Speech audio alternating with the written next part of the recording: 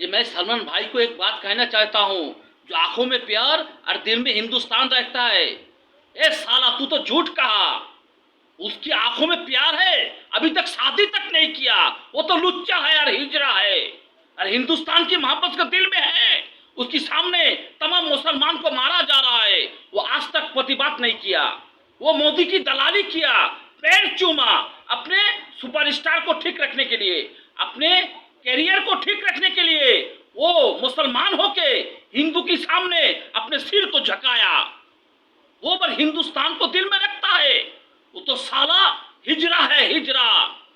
जिगर नहीं है उसका। सीना फाड़ के देख उसका जिगर को, और मेरे भी सीना को फाड़ के देख मेरे जिगर को।